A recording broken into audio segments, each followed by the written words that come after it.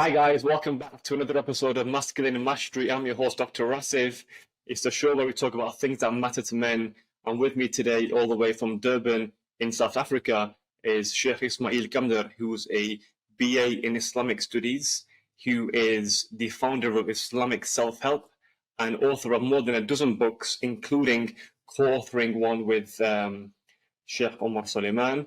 He is based in South Africa but travels and has delivered lectures all over. He's got a best-selling 5-star rated course called A History of Islam on Gumroad, as well as a marriage masterclass. And he's, mashallah, from the same city or same neighborhood, he tells me, as Sheikh Ahmad Didat, rahimullah. Ismail, welcome to the show. Assalamu alaikum and jazakallah khair. Thank you for having me.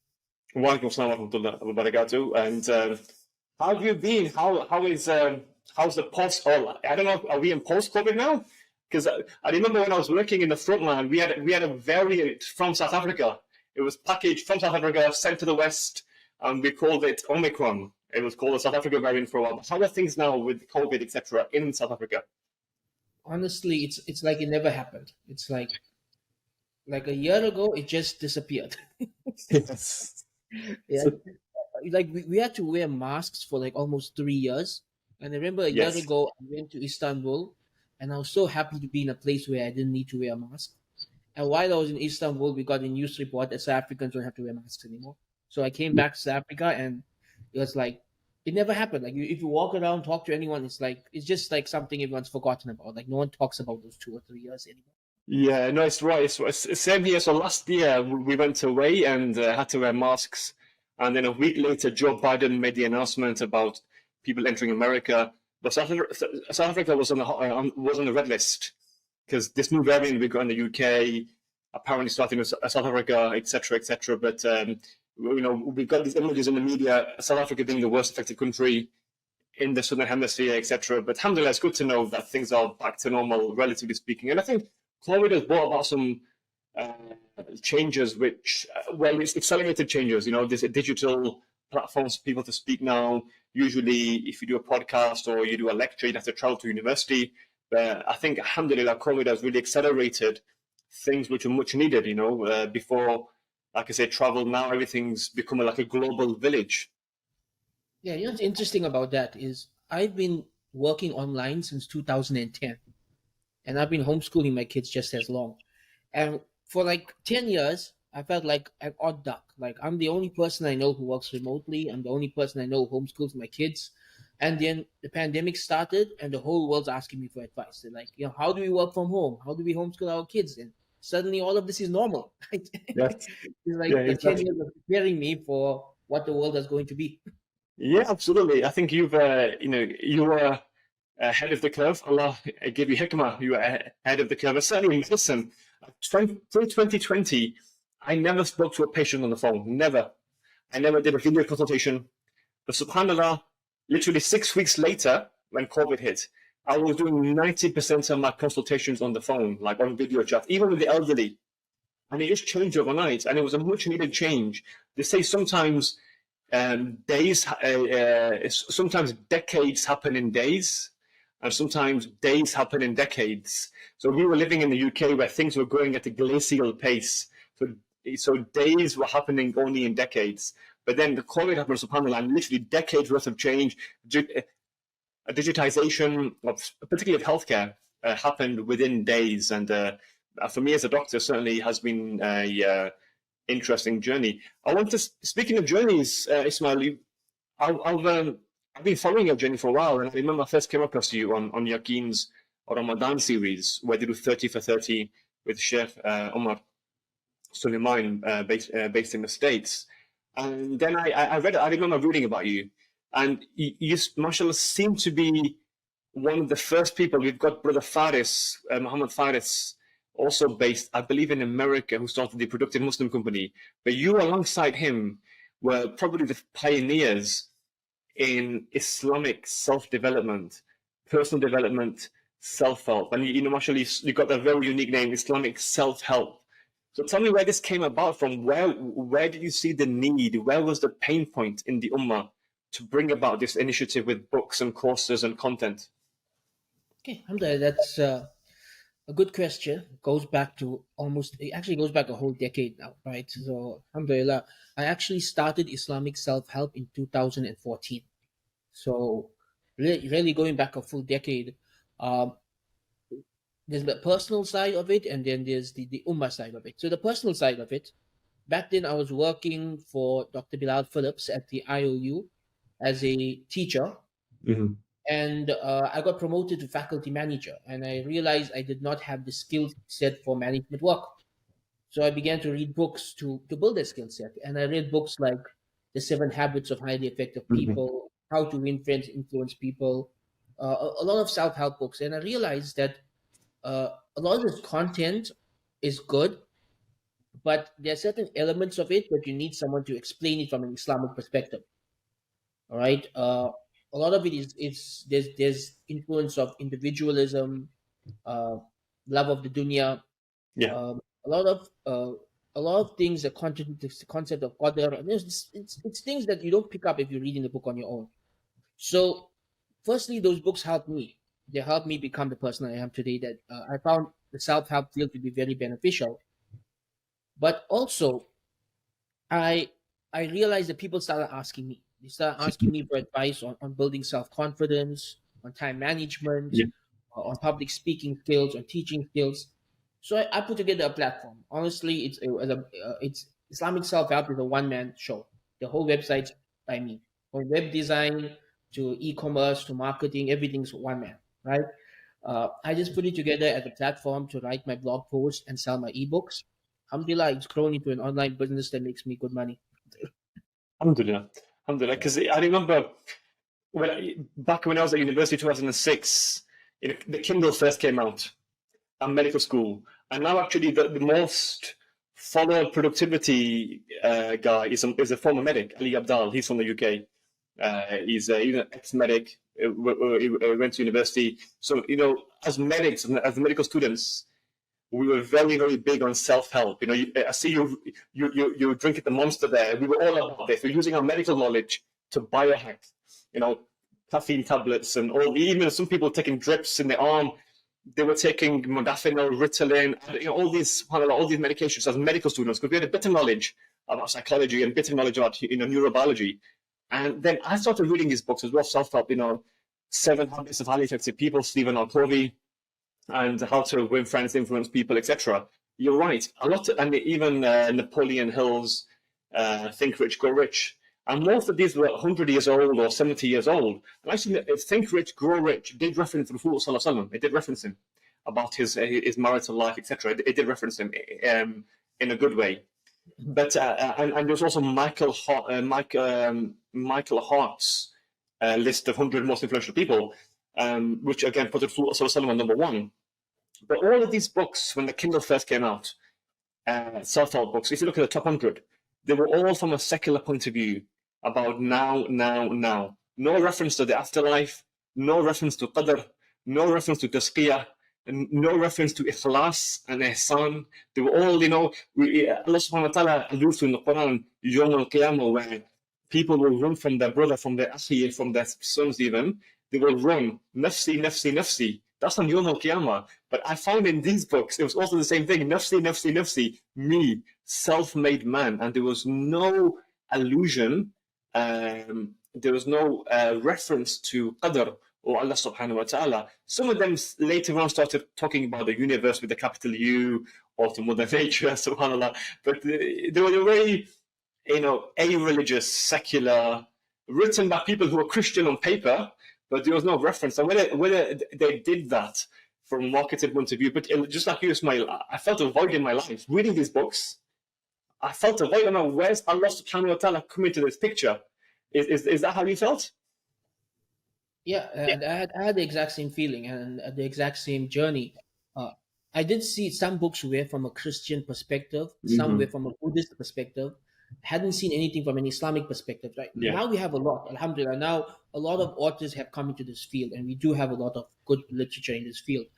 But back then, in 2013, 10 years ago, I didn't know any Islamic books on this topic. Right, Yeah. so I wrote my first ones on time management and self confidence. I literally launched my blog with those two books, Getting the Barakah, which is about time management, and Best of Creation, which was about self-confidence. And I built it around concepts taken from the Quran and Sunnah, but explained in modern terms. So, for example, I speak about having a Allah-centric mindset, Yes. right? Or an afterlife first mindset, right? So these are things that you don't find in the Western books. I criticize some of the concepts you find in the Western books. So, for example, the idea that you are the captain of your own ship, you write your own destiny. Right? I say, okay, you're the captain of your own ship, but Allah still controls the ocean, He still controls the Exactly. waves. Yeah. Right? Yeah. There's Right. still some things that are outside your control, some things that you're not going to get. Not everyone's going to be a millionaire. Not everyone's going to be a billionaire. Not everyone's going to live a long life. Right? There are things outside our control, and we have to accept that. Right? Otherwise, you are denying one of the pillars of faith, qadr. Yeah. So I criticize some of these concepts.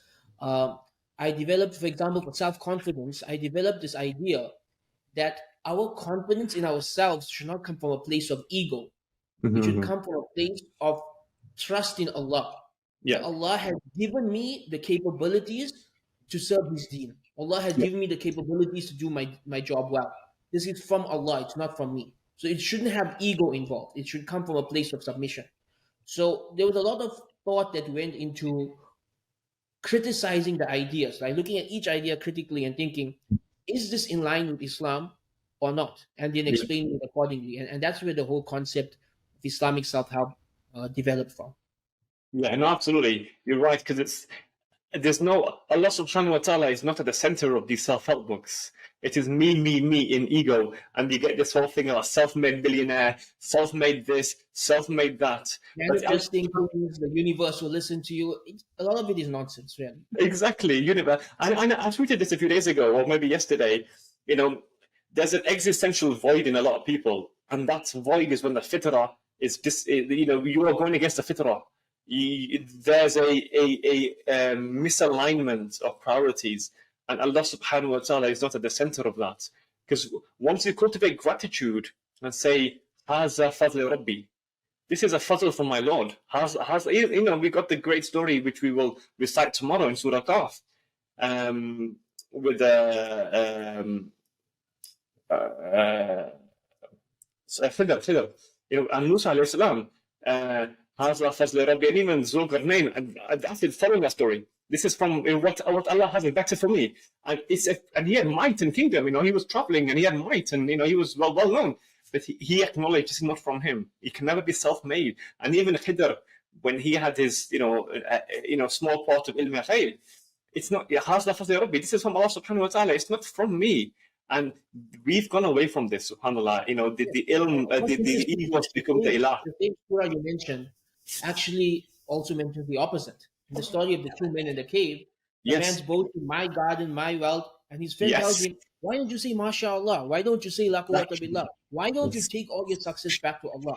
So the surah mentions both sides, the person who's thinking me, and the person who's attributing the good to Allah. It's both found in the same surah. Absolutely. Both in the same surah, and we are instructed by Rasul Sallallahu Alaihi Wasallam to recite this on Fridays to mitigate the fitna of Dajjal. And Dajjal and his imminent arrival, we will be living in a society where nafs rules supreme. The nafs rule supreme. So it starts off with the two gardeners, me, and the garden gets destroyed. And it ends with the story of Khidr. And it says he's got immense power, but he doesn't attribute any of that to himself. And he tries to be just. And it shows us, subhanAllah, where we are now in terms of our nafs, me, and look at this, and I'm better than you. And this is a very fertile ground for Dajjal, very fertile ground. And we're getting this now with the selfie culture. Me. It's all me. SubhanAllah, your health. I've been a doctor now for 11 years, and I've seen 25-year-olds die. I've seen 33-year-olds have heart attacks and just halas, gone. 33-year-olds, younger than me and you. And life is longevity is from Allah subhanahu wa ta'ala. This is from ilm al-ghaib. We can always make dua, and we can always make dua, but ultimately, Allah subhanahu wa ta'ala has got the whole picture. We've just got a pixel of the puzzle. Allah subhanahu wa ta'ala has got the whole picture. So Ismail, mashallah, you've been doing this now for a decade. And you talked about the problems in Western literature when it comes to self-help and just self-development, not having a God in there. What problems are you finding when you reach out to people, or you go to conferences, or you do the coaching and the courses, especially on Gumroad? What are you finding in the Ummah itself? Like, what's the void there? Because obviously Islam is not the void there. What is the void in the Ummah? So it depends which segment you're talking to, right? Because what I found is people in different countries and different economic levels are facing different problems, right? So someone who is from a poor migrant family has a very different set of problems from someone who's a spoiled rich kid. Yeah. Someone living in a country where the government are tyrannical is different. They have different set of problems from someone living in a country where they have more freedom.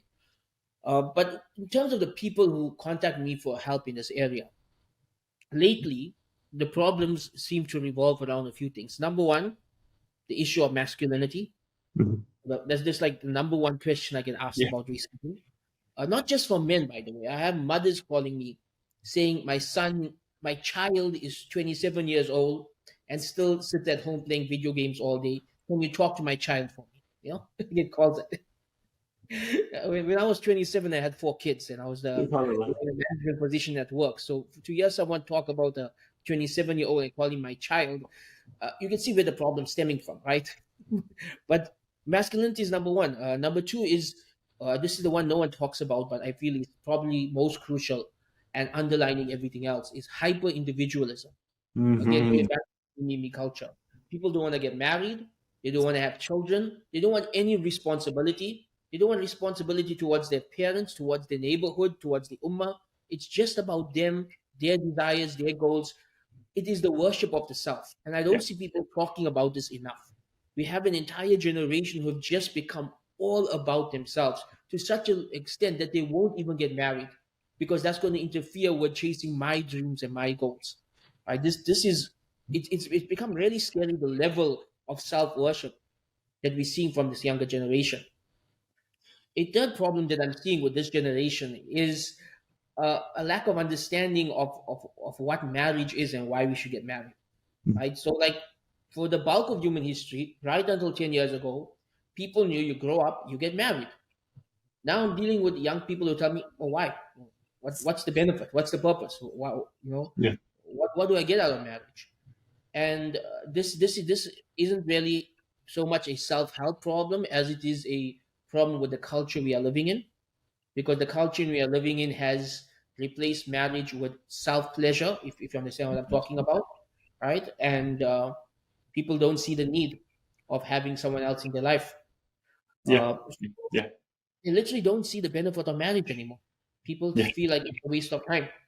Yeah. And this is scary because what's going to happen to the okay, don't know what's going to happen to the next generation. Are we even going to have a next generation if Yes. nobody can have it? Exactly. Absolutely. The saying, I read a tweet the other day saying a lot of these, we are told as Muslims to be environmentally friendly, etc. But we don't take things to the extreme, as in, so there's a lot of, climate protests who have made this their deen now. This is their deen. No belief in God or, Yom Al Qiyamah, but climate change is become their deen. We do believe in conservation, by the way. We believe in, told about everyone being conservative with the water and, etc., not cutting down the trees. So we know this, but we don't take these things to the extreme. Anyway, extremism of any form is completely not in Islam. We are ummatul wasata, of the middle path. Anyway, this extremism with the left wing, etc., of climate change, they're saying don't have children is bad for the environment. So I think these people are going to kill off humanity before the climate does this, before climate change, with the whole emissions, etc. I think not having children will kill us off quicker. In the next 3 generations, will be khalas, quicker than greenhouse emissions and global warming and all these things. So Islam provides a beautiful solution to this, which is marry young. Allah subhanahu wa ta'ala will provide for you. This will preserve the social structure. If people won't be born out of wedlock, it will preserve social structure. It will give a woman a foundation to be provided for. It will give the children a foundation. They'll have a father in their life. And they say society It's made from the family, which then makes the village, which makes the city and town, and it makes the whole country that way. But it starts off with the unity of the family. The family unit is the basic crisscross. If you look at, for example, the country or the ummah, for example, the ummah, the global ummah, as one jumper, like a piece of cloth. The fabric is the family. The things that cross over, the basic structure is the family. And we're seeing now divorce rates, Ismail, at 50%. Actually, one imam in the UK last week said it's actually not 50%. It's 60 to 70% in the Muslim community in the West. Now, mashallah, in South Africa, I know it's a bit less. You guys, alhamdulillah, still hold on to some values. But in the West, I'm fourth generation now. My grandfather came. I say I'm third generation. My kids are fourth generation now. They were born in the UK. I was born in the UK. My parents came. They were young when they came to the UK. So we're effectively third, fourth generation now. Divorce rates, Ismail, are in the UK, subhanAllah, more than half. And it used to be we were exemplary in the community. Muslims don't get divorced. But now we've got a 50% divorce rate in within Muslim families, and that's the ones that actually go and seek divorce in Islamic Sharia courts in the UK. There are so many unhappy marriages. And again, I was going to tweet this, but I didn't want to make it too controversial. But subhanAllah, medically speaking anyway, it's been the feminization of men, like men's testosterone levels have been declining, estrogen levels have been increasing, and the opposite trend is with women. Their test levels have been increasing, estrogen has been decreasing, fertility is declining. SubhanAllah, so chemically, men are less like men, and chemically, women are more like men and less like women. I was reading this, SubhanAllah, Khalid bin Walid. He, for one of the wars, he covered the distance of, hundreds of miles from Mecca all the way to Khobar, which is near Bahrain, modern day Bahrain. And they would travel this on foot, on camel, on horseback, with 20 kilograms of armor. So men were strong men, but chemically now we're just less manly. And this is causing the fertility rates to decline. Are you seeing a similar trend in South Africa? Because are you still having, mashallah, you've got 4 children, but what's the general trend in terms of family numbers? So I would say I'm seeing this trend amongst the upper middle class and the wealthy only, right? I actually, I feel that this whole problem we have of feminine men and masculine women, it's more prominent amongst the wealthier or the more upper middle class people, mainly because people in difficult situations have to man up, Yeah. right? You have to man up at a very young age. Like I myself, my father was murdered when I was 8 years old, so I had to man up at a very young age. I'm the eldest. I had to be the man of the house from the age of 8. So I grew up very fast. By the age of 20, I was married. By the age of 21, I was a father. I grew up very fast. What I'm seeing is whenever someone comes to me with this problem of having their son is like very effeminate or very, out of shape, very weak, they usually the kind of kids whose mothers mollycoddle them. They never let them. They didn't let them get hurt. They didn't want anyone to hurt their feelings. Um, they never let them experience the world. Yeah. They just kept them in this bubble. And boys do not become men without facing adversity. Yeah. Yeah. This is important that boys face adversity, and doesn't mean everybody has to go through the issue of being robbed or going through murders or what. No, you can stimulate adversity. You can, like I took my kids out to the mountains and we climb a mountain. So just a few months ago, we were riding horses and it started pouring. Like we had to ride the horses back to our camp while we were soaking wet and it was like water flowing through us. And that's the kind of experiences that help my boys, grow up. My sons are 14 and 15, but they're much more manly than many of the 25-year-olds I meet because I let them have these experiences. Like I noticed when we were younger, a lot of these mothers wouldn't even want their sons to hear about the Battle of Badr or the Battle of Uhud because violence, right? SubhanAllah. You're ashamed of the seerah? Like, what is this? And those same mothers are now complaining that their sons are feminine or girlish or afraid of getting hurt. Of course they are. You kept them in such a bubble, they never had a chance to grow up. Yes. And my life was the complete opposite. By the age of 16, my mom would send me to the bank to do her banking for. She'll send me take a walk to the grocery store and buy groceries, right? Because I was the eldest. So the problem really comes from lifestyle, parenting and lifestyle. A lot of times, uh, it's incorrect parenting, mostly from the mothers, because Hmm. dad's job normally to toughen his sons up, and nowadays a lot of mothers don't let dads play that role in their son's life, Yeah. right? They're abusing the son, not realizing that dad has to be tough on the son to make his son into a man. They Yeah. don't let the fathers do that anymore, right? Absolutely. And that's causing boys to not grow up. Yeah. I Yeah. think it's a lifestyle problem. The foods we eating, the obesity amongst children, um, all of this is definitely going to have an effect, right? If a kid's not eating meat and is eating all kinds of sugary things, he's going to be a donut. He's not going to be a man, right? So, Absolutely. lifestyle problems, there's parenting problems. These two areas especially need to be fixed if you want to raise a generation more manly. 100%, 100%. And the Rasul Sallallahu gave us the perfect nasiyah for this archery and, even Umar radiallahu anhu, swimming and wrestling, etc.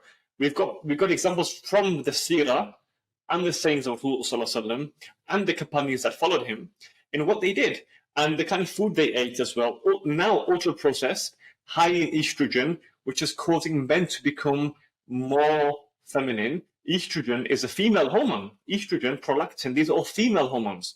Men are becoming less manly. Their testosterone is declining precipitously since the 80s. They say now an average 25-year-old has the same testosterone as a 75-year-old, so i.e. his grandfather 2 generations ago. So it's declining at an alarming rate. Foods, lifestyle as well.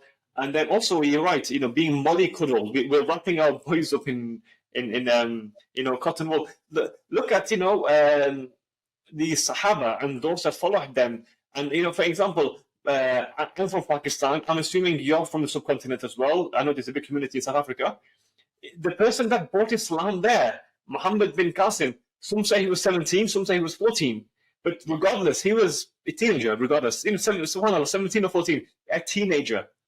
He brought Islam to the shores of the south of the subcontinent. And look at Tariq bin Ziyad, he was a young man. So many Sahaba as well, they were young. They ventured. Sa'd ibn Abi Waqqas went to China. Young men. There were young men who, it's from the age of 7. You've got, children. I've got 2 boys. My eldest is 5. I know next year is his last year of childhood. But when he reaches 7, he'll be accountable for Salah. Age 7. So he's got. I told him, you've got 1 more year of being a child. Because the man is the shepherd of the family, and we must follow the not whims and desires and ologies and isms, which I'll come on to in a second, because he mentioned a nice tweet today or a few days ago about marriage. But if we don't follow isms and ologies, we follow the deen haq, the final sharia brought forward for mankind. Kuntum khayra ummatin ukhrijat lin-nas. You're the best ummah brought for mankind. So we've got to define sharia, which is a guideline, not just a madhab for Saturdays and Sundays or whatever, Fridays. We've got a full economic system, and that's why, mashallah, you've kind of understood that better than a lot of people, because you've plugged that self-help and personal development hole with an Islamic lens. But speaking there about sorry, I wanted to say the first point you made about mothers and boys. Finding that a lot in the UK, because fathers are working, so mothers spend a lot of time with children. They say the role of the mother is to make the baby into the boy, but it is the role of the father to make the boy into the man. And we're seeing mothers now doing the both steps. Baby into boy, boy into men. But these men will never become like men, because even Rasul, he lost his father before he was born. He lost his mother at 5, but he was predominantly raised by Abu Talib, by his uncle, and by his paternal uncles. Yeah. And this is, and where did he go as a youngster? He went on expeditions to Syria, for trade. He had that masculine, surroundings, and brotherhood is so important. This is what we pray Jamaat. Brotherhood is so important, and we seem to be losing that. So with your boys, you mentioned horse riding. What other things do you do then? Or what other kind of hiking you mentioned? What things do you do to cultivate that rujula in your boys? So there's a variety of things that we've been doing over the years. Um, Firstly, I make sure my kids live a healthy lifestyle, right? No obesity allowed in my house. Good. Right? So they all need to work out. They need to eat healthy. They need to make sure they're in shape. That's very important. Another thing is that we have an environment where you learn to do things for yourself and you can make Mhm. mistakes. So from a very young age, my kids can stay home alone. They can cook. They can use a toolbox to fix anything in the house themselves. Right? I've taught them all these skills at a very young age. I taught them first aid at a young age. Like, Mhm. yeah, if one of them gets cut or bruised, they don't even come to us. They go straight to the first aid kit and patch it up themselves. Right? Good, good. So these skills, people don't want their kids to even see blood. I mean, boys Yes. are going to be roughhousing. Someone's going to get hurt. That's part of being a young man. Again, I let them wrestle each other. Let them, roast each other. I mean, there's a lot of banter in my house between the boys. It's good because Yeah. it builds your capability of dealing with Yeah. bullies and trolls and things like that. I have that kind of conversations with my kids just to build in them that mental toughness, because a lot of young Yes. boys, uh, because they don't have that in the home, someone just calls them one name on Twitter and they're crying for weeks. Like, come on, Yes. people are gonna call your names. Who cares, right? So, Exactly. this is important. Uh, then I also have the issue. Another thing I have with my boys is we have this concept of open conversation. They can talk to me about anything, right? They like literally. My 15-year-old will ask me like, "Is it true that in Islam men can sleep with their concubines?" I'm like, yeah, it's true. So, what's the problem? And we'll discuss it, right? It's like they can ask me about anything. I don't have topics that are off limits. Like they'll ask me about atheism. They'll ask me about Islamophobes. They're online anonymously debating non-Muslims all the time. So they bring all their questions to me if they get stuck on any questions. Um, I think it's important to have those open discussions. And Yes. also, I actually talk to my teenage boys about sexual health as well, right? About the importance of getting married young, Yes. importance of having high testosterone levels, that it's natural and it's normal at their age to have high testosterone levels and to feel these sexual desires. It's not something shameful. It's absolutely normal. It's a sign of good health, right? And Yes. our young boys don't know this, and they go Yes. through their youth feeling ashamed of just being a man because no one's taught them these things. Um, so these are just some of the stuff we do. Then, of course, we have outdoor activities. Um, it's not as much nowadays after COVID as before because a lot of things have closed down. But at least once a year, we go to the mountainside for a week. We go quad biking, hiking, horse riding. Uh, we Good. like to have just 1 week in nature away from city life. Yeah. That's brilliant. And like you said, this is character building, developing thick skin, developing resilience, and developing that, independence, self-sufficiency, because we will never be fully self-sufficient because Allah subhanahu wa ta'ala is in charge of everything. But having as much as you can do, they say, Yeah. tying your camel, So, and so we've what got I the, tell my kids is, I always tell my kids, listen, if me and your mother had to die suddenly, can you take care of yourself? Or more extreme, I tell them, if the zombie apocalypse happens tomorrow, can you survive? yes, that's a great example. Cultivating that independence. And, I did a podcast with an American blogger who writes about this. And we talked about the pandemic of the man child, how men in their 30s, man child, subhanAllah. And, in Islam, you got a difference between a male and a man. A man is a rajul. A male, you can be male by birth, but a man is a rajul. And Allah subhanahu wa ta'ala says, Al rajul qawwamuna ala nisa. الرجال رجل he's of the Nisa, and and the most mentioned prophet in the Quran, if you discount Israel, Yaqub al-Islam is Musa al-Islam, and he was described. One of the daughters said to their father, "He is employ him because he is qawi'un amin. He is strong and trustworthy. He has integrity, strong, physically strong. It's again a sign of high testosterone. He is a mean. Again, a sign of good morals, someone who's got integrity. We're seeing the opposite of this now. Seeing weak men who cheat, lie, and deceive and steal. SubhanAllah, opposite of Qawmi'un Amin. We've got a perfect example in the Quran. Allah subhanahu wa ta'ala doesn't even even a small because he mentions parables of the wing of the fly, etc. Nothing in the Quran is there by accident. This is the word of Allah subhanahu wa ta'ala. Every story and every parable and every recounting of human events, Allah's put that in for a reason. Yeah. And when the women say this to their father about Musa alayhi salam, who they've just met, by the way, it's the reminder to as men, we should embody this. we should embody these two words, Qawi and Amin. And how do we embody it? We've got the 22 decades of narrations from Rasul Sallallahu Alaihi Wasallam, his life, about chivalry, about masculinity, and about bravery and courage. Yeah. So this concept of masculinity, the sad thing is historically Muslims didn't need to talk about this, right? Muslims didn't need to talk about masculinity. It's something you learn from lived experience. Yes. You learn it from your dad, you learn it from your mentors, you learn it from society. But the past 50 years, humanity messed up in many ways. Humanity messed up. The sexual revolution, the feminist revolution, individualism, all these things messed up a lot of things. They've had ripple effects on society. And all of them have had a negative impact on masculinity. Another thing that I'm very critical of, which I don't hear enough people criticizing, is this concept of being in school until the age of 18, right? Yes. I've been considered a child till the age of 18. I believe this is absolute nonsense. Like I homeschool my kids, but really one of my revolutionary ideas I want to work on later in life is to replace the school system with a new system that's just from age 7 to age 13. Why do you need to be in school for that many years? Why does a 15, 16, 17-year-old need to be treated like a child? Yes, exactly. Why can't you graduate by age 13 or 14 and then society treats you like an adult and you're forced to grow up? That's how it was for the bulk of humanity, and it worked. It worked wonders. But this new system, there is for many people, there's no point in their life where they transition to adulthood, right? It's like they just keep extending childhood. Like now you have people saying, if they're under 25, they're underdeveloped. That's ridiculous, right? Yeah. By 25, I had already accomplished a lot in life. It's not just me.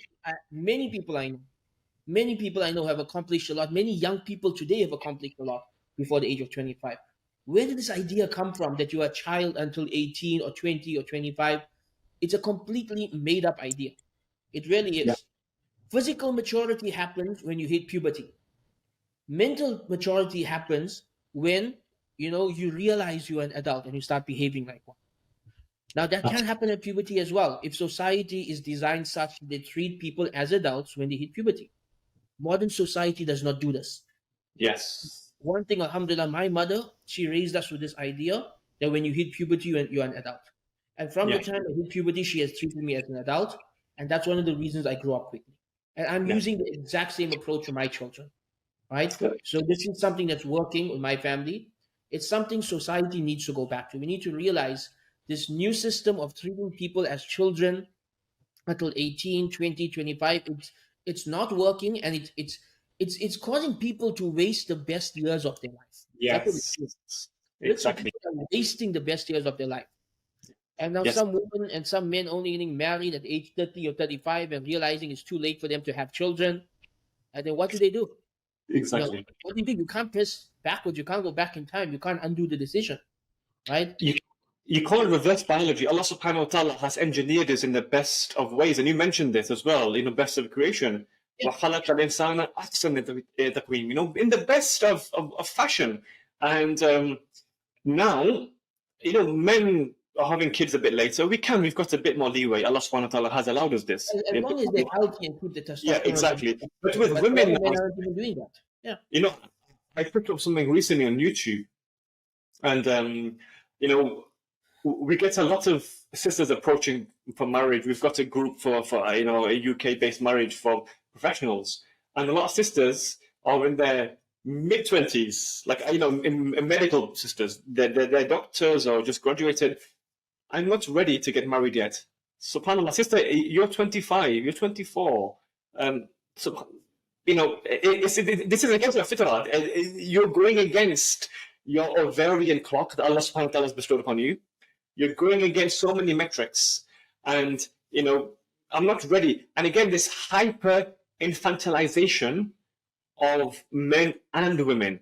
And you know what? It benefits society to prolong education. £10,000 a year. I don't know how much that is in rand, but subhanAllah, it's so much money, per year. It benefits them to prolong education. It benefits them because it keeps the institutions running, the universities, etc. It benefits them to infantilize people for a longer age, because Allah subhanahu wa ta'ala wants us to be people of tafakkar, of reflection, and basira. Basira means deep insight, having perspective and foresight. When you infantilize, like you mentioned, children in education, treat them like kids, and when they're in their teens and in their 20s, you delay the age of enlightenment for them, where they see the bigger picture of life.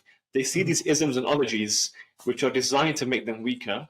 But if you keep them in education longer, you've got the blinkers on them for a longer period of time. And this is a problem. Lots of people are living in this cuckoo land, and they're actually thinking they are doing good, but in the long term, they're actually damaging. And it reminds me of Surah Kahf, which I mentioned earlier. We read every Friday. Allah Subhanahu wa Taala says, rhetorical question: should I tell you who is towards the end of Surah Kahf? Should I tell you who is the Khasara, the one who's lost? He who thinks he's doing well, he's deluded by his perception that he's doing well.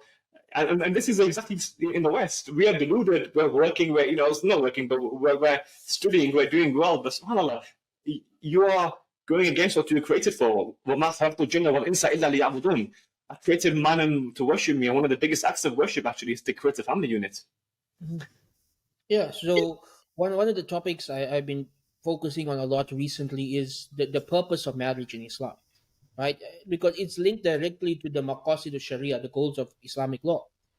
Two of the goals of Islamic law is the preservation of lineage and the preservation of honor. And this is accomplished through getting married young. That's how you preserve your lineage, that's how you preserve your dignity. And a lot of people are saying, what's the benefits of marriage? Well, the benefits are long-term. They're not short-term, right? You get married young, you have kids. Guess what? By the age of 40, 50, you have a huge family that loves you, right? But if you get married late and you miss that age to have kids, you're going to be alone when you are old. Yes. And it's going to be too late to turn back the clock and to undo your actions and to try something different, right? So really, it goes back to the goals of the Sharia. What does Allah want for us? Allah wants us to have families, right? The Prophet ﷺ said, "An-nikahu min sunnati." Nikah is my sunnah. Whoever turns away from my sunnah is not of me. So to say, I'm never getting married, I don't want to get married, marriage is not for me, you literally who this hadith is talking about, right? Yes. An-nikahu min sunnati. You are going against the sunnah. The Prophet ﷺ told people in their teenage years, he told them, "Oh, young men, whoever amongst you can do so, get married." He commanded them to get married. And marriage, again, people have very westernized ideas of what is marriage. They think marriage is settling down. No, marriage is starting life. It's not settling down. Yes, right? exactly. It's how you start life. And in the beginning, it can be just a contract. It can literally just be a guy and a girl like each other. They sign the contract to make their relationship halal, and they move in together 4 or 5 years later. They can do that. It's completely halal, right? But again, we don't have this Islamic understanding of marriage. We have this Christian or secular understanding of marriage, which is settling down. What is settling down? Settling down is where people committed zina with as many people as they wanted, and now they're going to settle on someone to spend whatever's left of their life. That's not an Islamic concept. We don't settle down. We start something together, and we grow it together over our lifetime. Yes, exactly. The settling down concept is very westernized. It's very, very westernized. And again, it's an economic term which has come about in the last 30, 40 years to keep the capitalist cog moving. In Islam, nikah is simple. It's actually easier to do nikah than it is to buy a house, for instance. To buy a house, you've got to go through contracts and lawyers. Nikah, 2 witnesses, a wali, a istijaba and a qabul, a proposal and acceptance. And you don't even have to have an imam there, by the way. Imam does not have to be there. It has to be 2 Muslim men, her wali, father, brother, uncle, and you can do a nikah within half an hour, and there's no age limit provided they are of akal, and there's no compulsion there, and there's clear acceptance. It's very simple. That's how we do it in my family, right? In my family, we do it like in my family. I'll give you one example. One young lady in my family, when she was in the first year of university, she told her father she likes a guy. The next week, he brought the guy to the house, spoke to him, called the Maulana home, performed the nikah in the house, and 4 years later, they moved in together. And they're Exactly. still married, and they have 3 kids together now, and they've been married for 15 years now. That is barakah. And Rasul Sallallahu Alaihi Wasallam told us about this, and we know now, the harder you make nikah, the easier zina becomes. And zina, people think it's a small sin. After murder, zina comes second. It is a huge sin. It's a humongous sin. It's Exactly. humongous. Number three, shirk, then Zina. murder, then zina. Those are the three Exactly. kabair. Yeah. Yeah, exactly. It's a huge sin. Huge. Because we're living amongst, and I know South Africa, I watch the cricket sometimes and I've got to turn my head away because the women in the crowd, in South Africa, particularly in South Africa, from all the countries in the world. And subhanAllah, it's, may Allah keep you firm on deen. But it's a hot country and, the fitna there, and it doesn't make it halal though. Even if everyone's doing it, does not make it halal. Yeah. And this is the wonderful thing about Islam.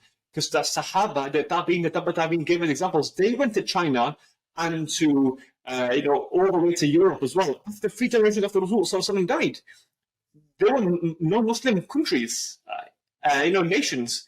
They didn't indulge in what they did. They still kept the halal halal and the haram haram. It is not an excuse for us. We've normalized it now. They say when you get submerged in water, you become like a duck. But we must never sink. We must, even if the sins are coming to our ears where we live, we must never sink, because Allah Subhanahu wa Taala Sharia is for eternity. It is not for just the one generation. It is for eternity. And speaking of marriage, we've got a group where we, like I said, we introduce young brothers and sisters, especially at university. We go to universities and say, look, we speak to the fathers sometimes, and they're often being an impediment to the nikah process. And we're like, Uncle G, your daughter's going to, or son's going to, if you don't say yes to the nikah, which you will facilitate, bi'idhnillah, they're going to do zina. And zina, it will then be on your head as well, because you've obstructed the path of nikah. There's a hadith about it. There is a hadith about it, where the Prophet ﷺ said, any young man who hits puberty and his parents stop him from getting married, the father will bear the burden of zina as well, because he was an obstacle to his son getting married. Now, the same applies to your daughter. If you are an obstacle between them and halal, you share in the sin of the haram. Absolutely. And it's become so normalized now, and we're trying to educate brothers. I was 24 when I got married, 24, and 7-8 months outside of medical school, straight away, almost, I got having my first child, alhamdulillah, 29. Wallahi, to this day, I don't know any. I think I know one doctor in 11 years who's done it before me. Every single doctor's like, you're silly, you're stupid, wait till you're 35. Because in their head, marriage is settling down. And like you said, marriage is not, in Islam, it's not. Marriage is your trampoline. It will get you to the next level. A woman will bring her own risk. And even if you are poor, and Allah will provide for you. You still got to strive, tie your camel, but do not postpone marriage for wealth. Because you never know. A risk could come. It could be unlocked during marriage. And we're seeing this, especially in the Desi communities, the man's got to buy a house and he's got to spend so many thousands of pounds. This is an obstacle. And this is not from Islam. Islam is beautiful. Rasul Sallallahu Alaihi Wasallam got some of his poorest Sahabis married. Look at the story of Julaybi. There were poor Sahabi who got married. Because the nikah is simple in Islam. And there's another concept here that I'm seeing now in the younger generation that's un-Islamic.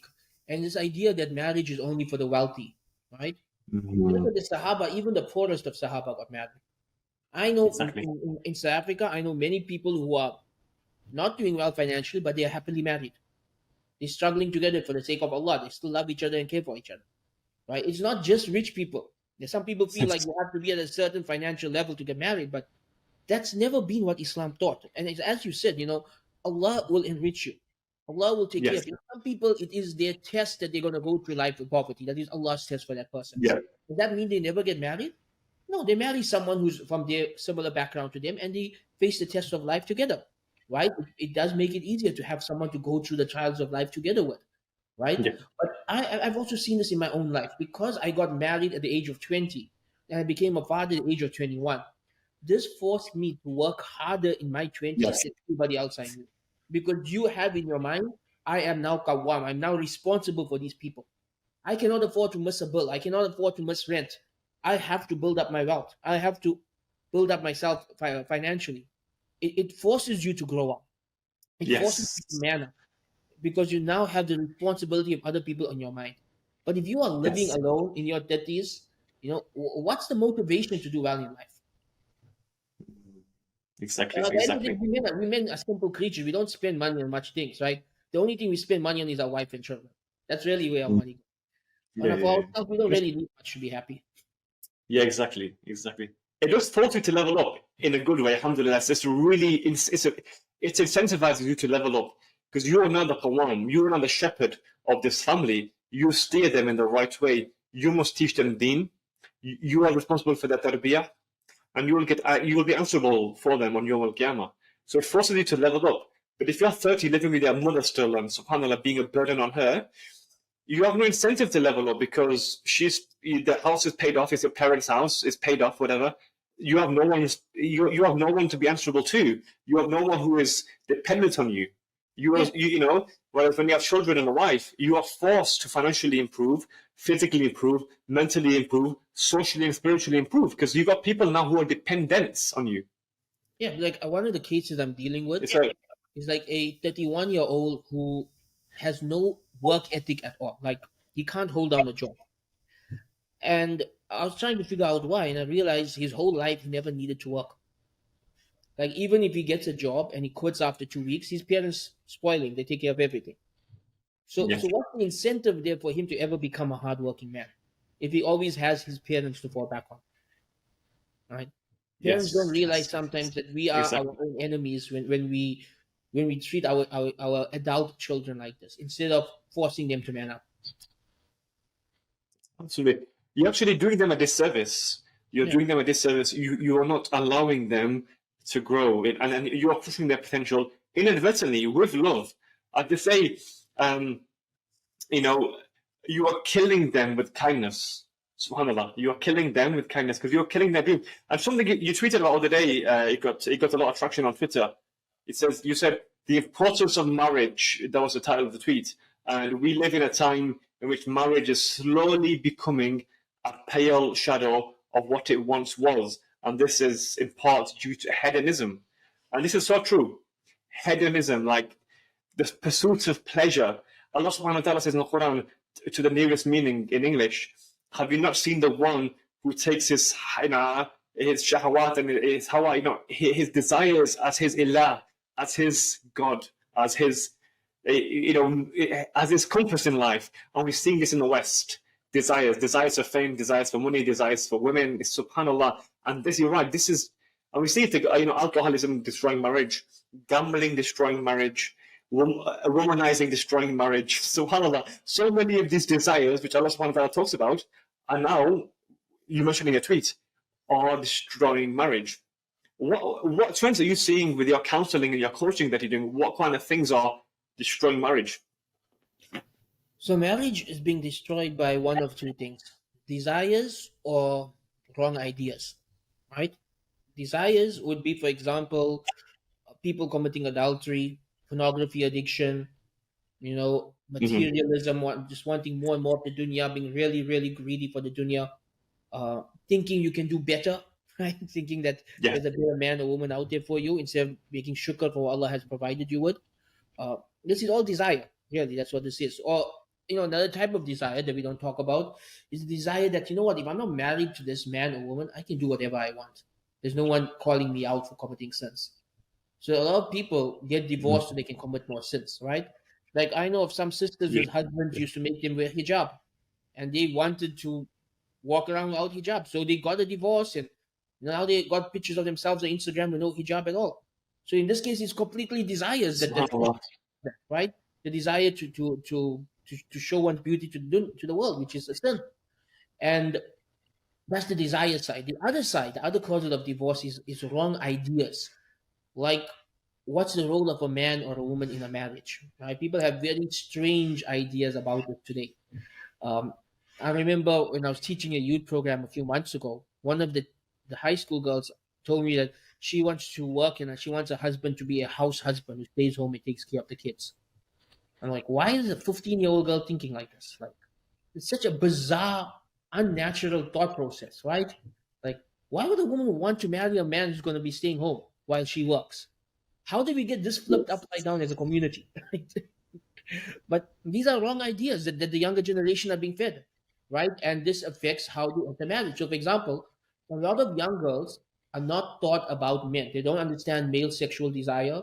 They don't understand masculinity. They don't understand how men talk, right, or how men think. And as soon as they get married, they're offended by everything their husband thinks or says or does because they have no understanding of men, right? And we can say the same thing with some men and women. They have Yes. no understanding of women, and so when they get married, they're shocked.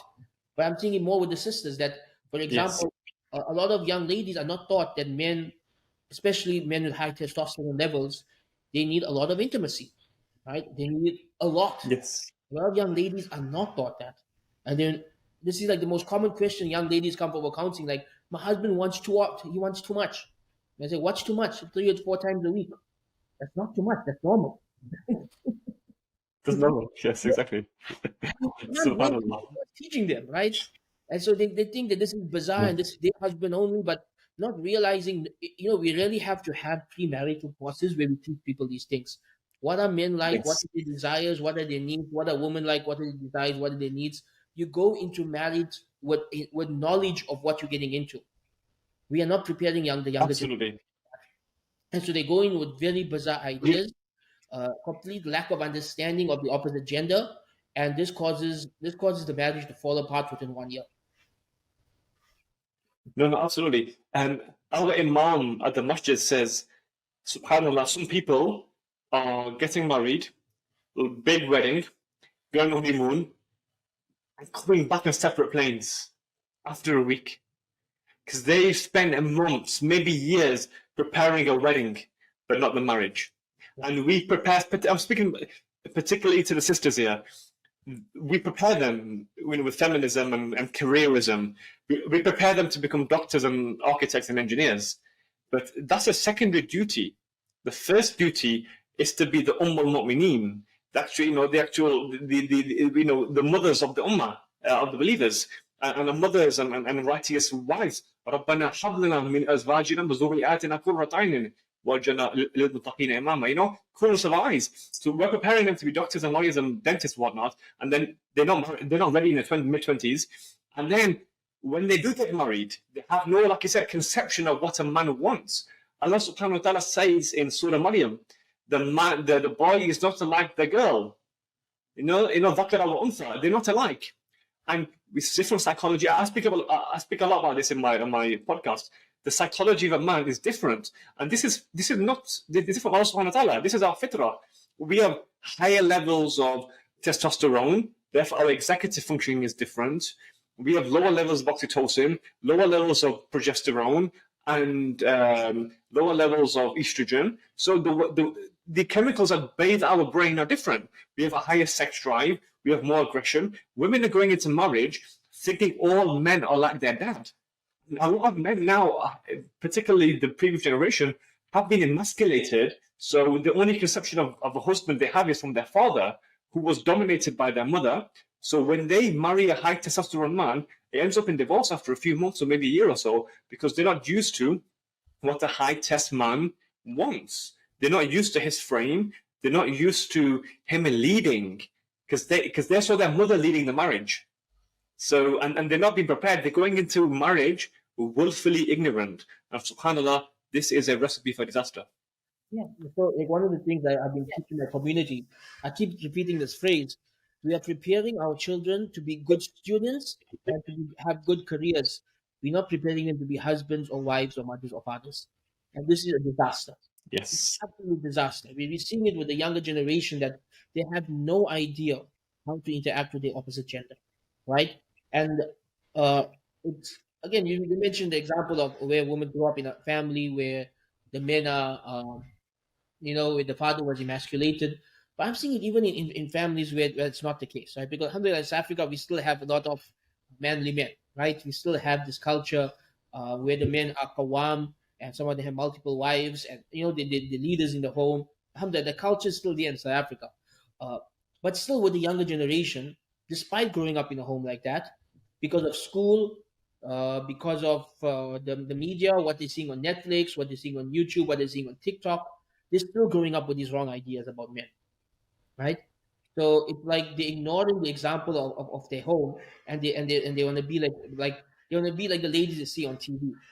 And I don't know if you've noticed this, but in the past 10 years, the portrayal of men and women in TV has really changed, right? Like, Yes, I yes, first yes. noticed this like 10 years ago when they started portraying Supergirl as stronger than Superman, right? I don't know if you noticed this. They actually started portraying Supergirl as stronger than Superman.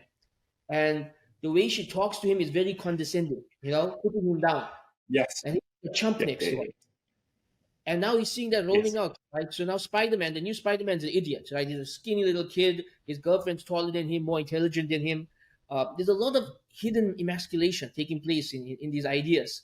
Like women are no longer damsels in distress that need to be saved. They're now the one doing the saving. Yeah.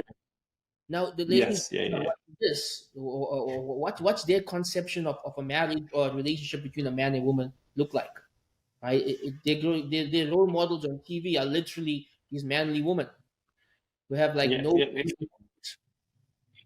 Yeah. No, 100%. And I've got this theory. I've got this theory which I've spoken to a few brothers about, but it'd be good to get your opinion on this as someone who's learned and mashallah, Islamically qualified, formerly Islamically qualified. So Rasul Sallallahu Alaihi Wasallam told us, he forewarned us about Dajjal, and we mentioned Surah Kaf on Fridays. Dajjal's fitna, we hope not to be alive during that time. We hope not to be alive. But there's no doubt things are heading that direction.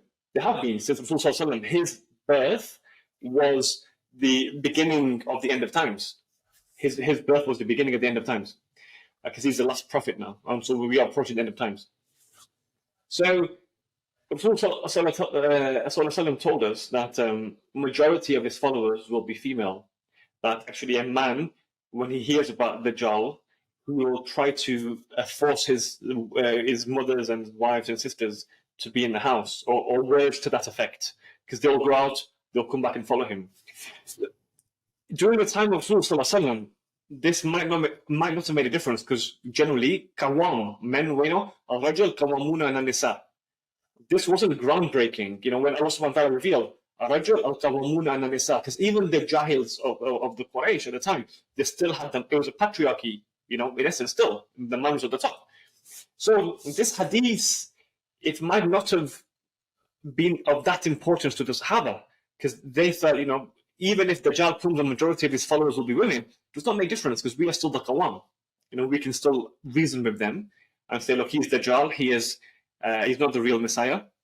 But now, Ismail, tables have turned 30, 40 years. More women at university now, more, especially in the West. 60%, I think. Medical school, much more women in medical school. Only engineering remains, engineering, maths, and physics remain female dominated. Male dominated. But majority of degrees now are much more female. So more women are getting degrees, equal number in the workforce, positions of power, and more importantly, feminism, which you mentioned about today in your tweet. Feminism. This seems to be the dominant ideology of today's society. So when Dajjal does come, the accursed one, he will obviously be in a society where feminism, because feminism is not going to regress, by the way. You're going to have fourth wave, fifth wave, 10th wave, 20th wave. Whenever he comes, it will still most likely be a feminist society, because I don't think we're going to go backwards to a patriarchy. It's going to be a matriarchy. So when he comes, it will be a femme-centric society. And this hadith for me then makes more sense, because the majority of his followers will be female, and the majority of the power will be in female hands, the way things are going. Therefore, the fitna will be pronounced. The fitna will be very, very pronounced. The majority of the statesmen, the people that move the needle, the majority of power within the house will be with the females. So when they start following him, the whole dynamic changes compared to what it would have been during Rasul's time. Does that make sense? I don't really think I agree 100%, right? Firstly, when it It's comes just a to, theory from my mind. I understand what you're saying, but I don't think I agree 100%, right? For 2 points. 2 points. Yeah. Point number one, any hadith about something that's going to happen in the future, we can never say for sure that the way we connecting the dots is how it's going to be, right? It could be something completely different from what we think, right? It could be that this feminism thing ends and 1,000 years later, the Dajjal pops up in a completely different world, a completely different society, a completely different set of reasons, right? Or it could be what Yeah. you said. But again, this is speculation about the future. I don't like to do Yeah. that, right? That's point number one. Point number two, I don't. I know a lot of Muslims have this idea that we're living in the end times and Dajjal is coming soon and Mahdi is coming soon. I actually don't agree with this mindset, right? My perspective is that we don't know when the world's going to end. Yeah. It could end in 100 years' time. It could end in 1,000 years' time. We could be living in a blip of time of history, and it could be within the next 50 years, humanity realizes feminism was a mistake, and we go back to the natural way of living. It's perfectly possible. Right? If a new khilafat happens, that's going to happen. Right? You think a khilafat is going to be matriarchy? No, it's a man at the top. Right? So the things will flip around. And then this will just be a footnote in the history books that for like 50 or 60 years in human history, there was this feminism thing. Right? Yes. So I Exactly. don't agree Yeah. 100%. I feel that's possible. What you're saying is possible. But it's also possible that that's completely unrelated. That's also possible. Yeah, exactly. Because you have to view history from contextually. So even this, it's just a era. So Yeah. for us, 40, One of 50 my years seems like a lot. theories I have a theory of history that this ummah goes through phases, right? We had for about 600 years the Arab Khilafat, the Umayyads and the Abbasids. Then we had like 100-year period of devastation, the Mongols, the Crusaders, no Khalifa. Then we had a 600-year period of the Turkish Khilafat, the Ottomans. Yes. Now we're going through a 100-year period of devastation and no Khalifa. Yes. So my theory is Yes. perhaps now a third Khilafat will pop up for another 600 years from a different nation. If history keeps going. Absolutely. Absolutely. And you mentioned 100 years. It'll be exactly 100 years next year. Yeah. 1924. 100 years exactly. Ataturk and the Ottoman Empire. And Khilafat pops up in our lifetime. And then we're in a different phase of exactly. history altogether. Absolutely. And maybe this feminism was just a temporary fitna. It was a temporary fitna. Just like the Mongols, they were a fitna. They were huge fitna. They came to Baghdad and just, as you know, I and feel that like was a fitna for them. I would compare it more to the Mu'tazila, right? The Mu'tazilite came about, they caused a lot of fitna, there was the whole Inquisition, but now they don't exist anymore. They're just something you read about in history books. Right? Yes, They were a exactly. deviant Yeah. philosophy and ideology that gripped the minds of many Muslims for about 100 years and then it disappeared. Feminism might be the same. Yes. Yeah. It might go through the same cycle. Yeah, exactly. With the Khawarij, etc. We've seen people come and go in that. Exactly. And this is the Sunnah of Allah subhanahu wa ta'ala. He said in the Quran, about empires coming and falling. Yeah, it's in the Quran many times. It's travel and see the end of those that came before you. Before you. And again, because we are living in this society, in this current status quo, where never before has there been. But we mustn't forget the story of Sulaiman alayhi salam in the Quran, where the head of the state of Sheba was a female, although she had male. But so. It's happened before but it's always a footnote in history. These things are as Allah subhanahu wa ta'ala says, these are tales of the ancients.